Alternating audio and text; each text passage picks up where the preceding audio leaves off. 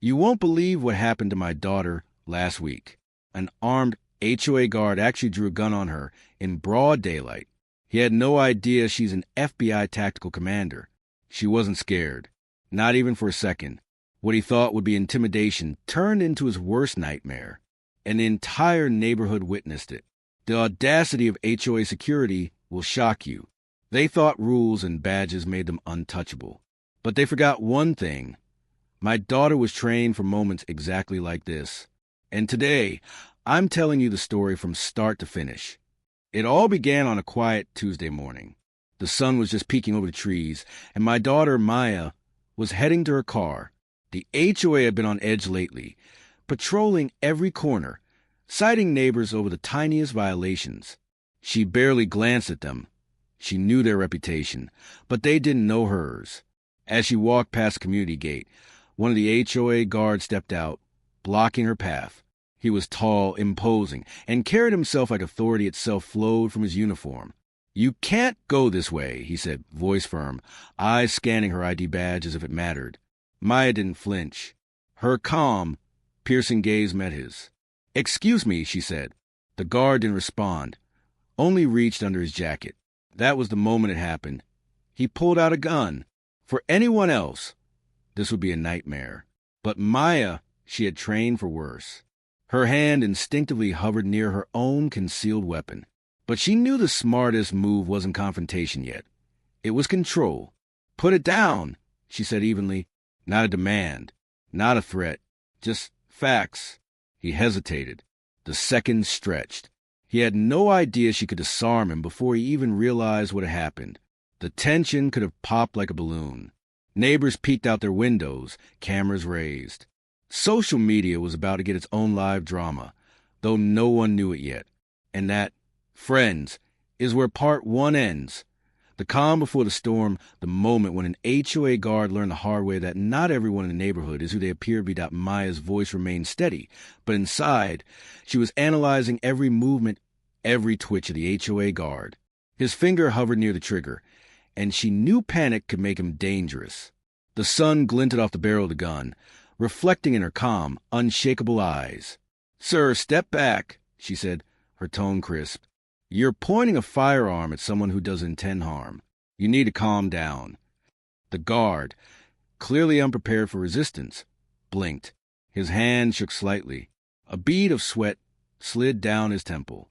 He thought he was in control, authoritative, intimidating, but he didn't understand the game he'd stepped into. Maya slowly raised one hand, palm visible, a gesture meant to de-escalate, but also a signal. Every muscle in her body was poised, ready for action. She had years of FBI tactical training drilled into reflexes, and right now, those instincts were guiding her every move. "Listen," she continued, voice steady. "You are overstepping your authority. You have options. I suggest you choose the safe one." The guard's eyes darted around. Neighbors were gathering, phones out, whispering nervously. He realized people were watching, and his moment of perceived power was slipping away. Fear crept in. Maybe he wasn't prepared for consequences. Maya's mind raced. She had to contain the situation without anyone getting hurt. She was tactical, yes, but public safety mattered just as much as personal defense. She slowly stepped sideways, creating space, showing him she wasn't moving to attack, but also ensuring she wasn't a stationary target. "Lower the gun now," she said, her calm authority unmistakable. "You are escalating this unnecessarily, and I can't allow anyone to get hurt." The guard's grip tightened on his weapon. He glanced nervously at the crowd, then back at Maya. In those few seconds, he realized he had no tactical advantage. He was an untrained aggressor, facing someone who had literally trained for the scenario. Panic began to win over bravado. Maya knew the next moments were critical. A single wrong move could trigger a disaster. She spoke again, projecting calm and control. "This ends here. You have one chance to walk away safely." It was then, just as the tension peaked, that Maya executed a subtle but decisive move. She shifted her weight, her stance precise, eyes locked on the guard. The maneuver was simple to her, lethal to an untrained person, an FBI tactical reflex honed through countless drills. The guard froze. He realized a moment had passed, that his intimidation had failed, and that Maya was fully capable of controlling the situation. Sweat dripped down his face, and his hands shook uncontrollably. Neighbors gasped. Phones recorded every moment. The HOA guard, once confident and threatening, suddenly looked like he had just stepped into a nightmare he couldn't escape. And that's where part 2 ends. The moment when the threat was clear, control shifted entirely, and everyone watching understood one undeniable fact.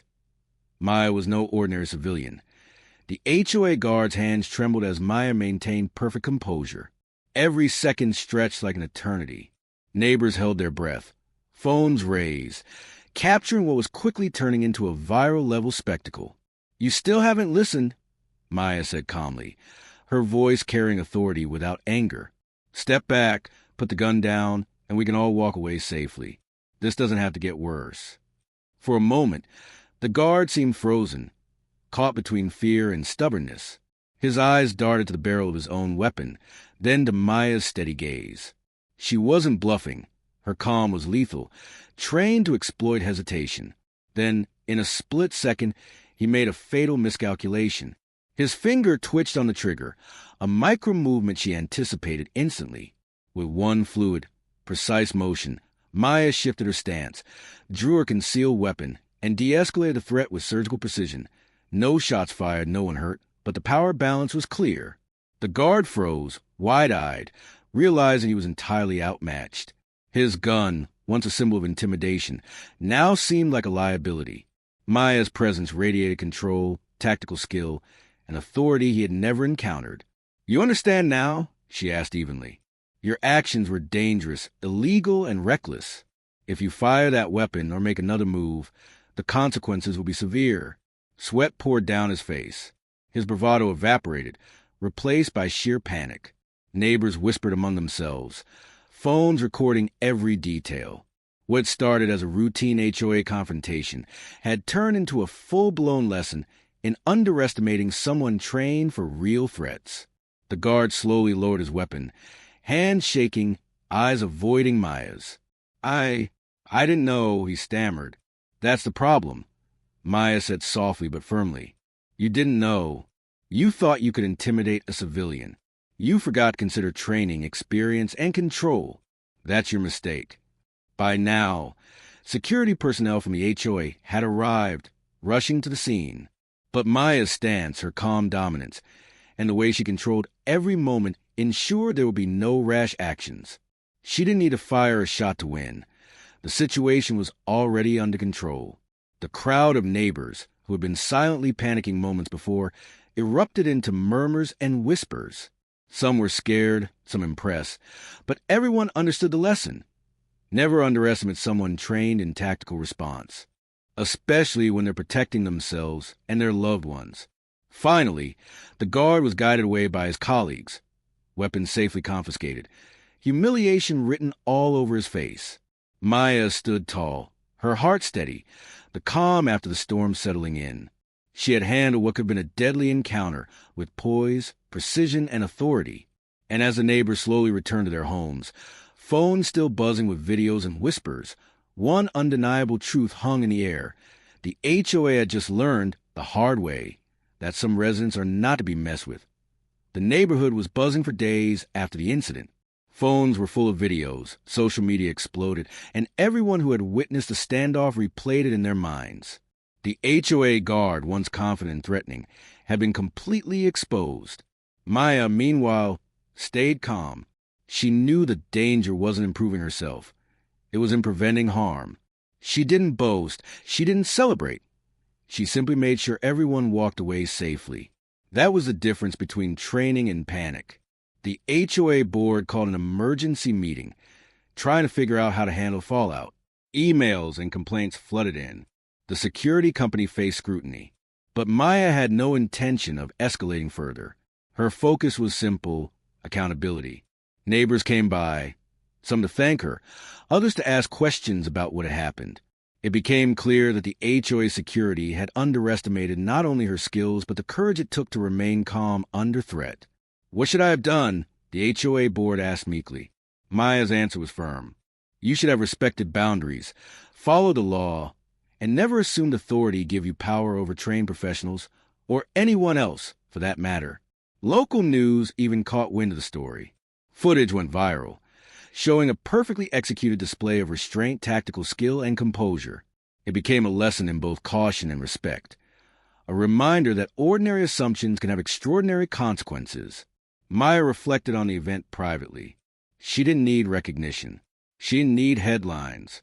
Her satisfaction came from knowing she had protected herself, maintained control, and avoided tragedy. Her training had not only saved the day, it had prevented disaster. In the following weeks, the HOA implemented new security protocols, mandatory training, and oversight, not because they wanted to, but because they had no choice. The neighborhood had seen the truth. Intimidation doesn't work when the person you target knows exactly how to handle it. And as for Maya, she returned to her routine, carrying herself with the same quiet confidence that had diffused the situation. The neighborhood had learned a valuable lesson about respect, boundaries, and the danger of underestimating someone capable. In the end, it wasn't about revenge. It wasn't about power. It was about accountability, responsibility, and the simple fact that no one, not even an armed HOA guard, should ever threaten someone without knowing exactly who they're dealing with. Maya had turned a potentially deadly confrontation into a story of control, intelligence, and unwavering authority. And the neighborhood and the HOA would never forget it